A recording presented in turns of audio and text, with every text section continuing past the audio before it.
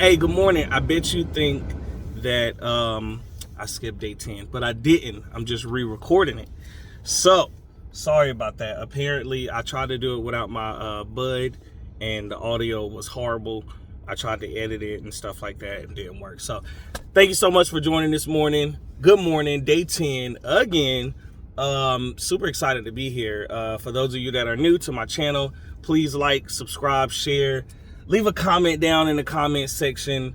Let me know what's on your mind. But we are going on a 15-day journey to continue to build up some motivation, some goal setting, going after some things, and just really putting our foot on the gas. I got some personal things going on in life that I'm trying to put myself in the best position. And I know a lot of people could use some of these resources, some of the things, the conversations that we have, and some of the things we point out as motivation to continue on their journey as well. So while I'm on my way to work or wherever I'm headed to for that particular video, I tend to jump on here for the next 15 days, which we got 5 days left, but I'm gonna keep some things going and talk about some topics that will help us thrust forward. So today, our topic is, are you holding yourself back without realizing it? So here it is, right? First things first, negative self-talk will limit your potential. What do I mean? Let's get rolling. I mean, did you not know that, and I don't even want to make this religious or biblical or whatever, but you know, it talks about it in a familiar place, right? How sharp the tongue can be. The power of the words that you let come out of your mouth, the power of the thoughts that you allow to circulate in your head and navigate, you know, your actions, right? What things you do, what path you're on. You have the power to, and this is good and bad, right? You have the power to allow that to become negative self-talk that will put you in a horrible, horrible situation. You have that same power to take that negative self-talk and turn it into positive fuel for your goal.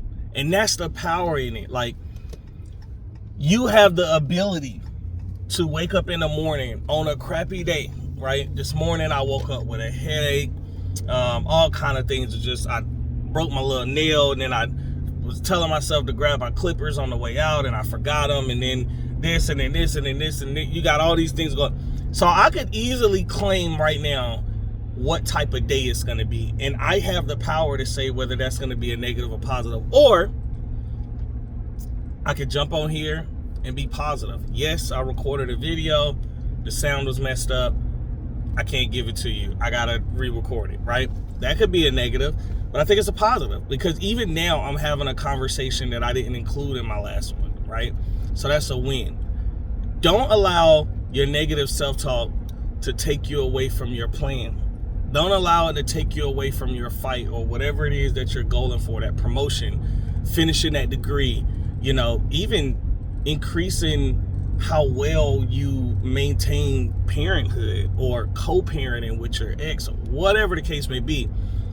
Don't allow words and thoughts to sway you into a negative position when taking that stuff on, right? The next thing, you're waiting on the perfect time. And I'm here to tell you this morning, and this is not a negative. This is a positive. This is reality. The perfect time, it doesn't exist. Listen to all my concept thinkers out there. The time is now. Listen, sometimes I won't be the person to tell you that timing shouldn't be factored into the things that you do. Timing can and should be factored in to things that you do, right? However, there's no such thing as the perfect time, right? Now, I don't want you to take that and feel like there's no such thing as the right time and the wrong time, because there are some times where it's just like, not right now, right? But I'm gonna tell you, in most cases, I would say probably somewhere in the 90th percentile, you will do better off taking that shot, right? What's the saying go? You miss 100% of the shots that you don't take. All right. And I don't know what your situation is as you're watching this. I don't know what your goals are. I don't know what your circumstances are. I don't know the conditions of those. Like, I have no idea, but I can tell you I feel confident when I say waiting on the perfect time will only limit you. It will only hurt your outcome, right? You have to be mindful of what the better timing is, all right? But you have to maintain a mindset of, let's get it done. Because if you don't, I said it in another video, opportunity waits for no one, but it's available to everyone, all right? So if you want to keep passing up your opportunities and letting somebody else claim that opportunity for the day and win that opportunity for the day, you're only pushing yourself back. But if you're ready to take on what's yours and grab yours so you can continue moving forward, then you got to make a decision, a serious, conscious, and dedicated decision that I'm going to go ahead and take this on right here, right now. All right? Boom. Third point, comfort zones kill dreams. Hey, I can't explain that one much better than I just said it. You get stuck in a comfort zone if you want to. It feels good. It's safe. You're relying on it. Next thing you know, you're in a situation where you can't move to another position that you want to achieve or another accomplishment, something else you want to cross off and mark and get to the next step because you're so comfortable. And then you're wondering why everybody is advancing around you, right? And I'm not sure if you're in a measurable, if you're in a competition or whatever the case may be, but there are things, if you have mentors and accountability partners and relationship partner, kid, family, whatever, that are holding you accountable, they're looking at you like, hey, yo, what you waiting on? The ball's in your court. And if you get stuck in a comfort zone, you can very much so kick that ball in the wrong direction. And then it's your fault. I don't know if you're a sports fan. I'm a Knicks fan. Don't hold it against me. It's hard to be a Knicks fan sometimes. This year, we doing all right. Coach, I don't know what the rotation thing. Anyway, if I had the ball and we got 30 seconds left to make the play of the year, and I run that ball to my opponent's side and shoot it in his goal, right? And it was because when we went out there to go look at the final play, I was so comfortable. I know how to do this like the back of my hand. I didn't need to attend practice. I didn't need to pay attention in that play. And the coach drew up a scheme that could have won us the game, but I go the opposite way. Whose fault is it? Yeah.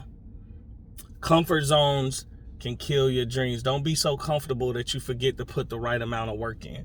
Don't be so comfortable that you forget to hold yourself accountable. Don't be so comfortable that you feel like you don't need nobody to tell you who you are, what you do, blah, blah, blah, because they don't know you. Don't be so comfortable. Get uncomfortable. Sit down and look in the mirror and talk about some things that are positive, that are negative, some reminders, some things that are click the brain to go, all right, you know that you're here. We can't, like, that's where it's at. How do we get to the next step? And then the last thing, fear of failure is just a fear of learning.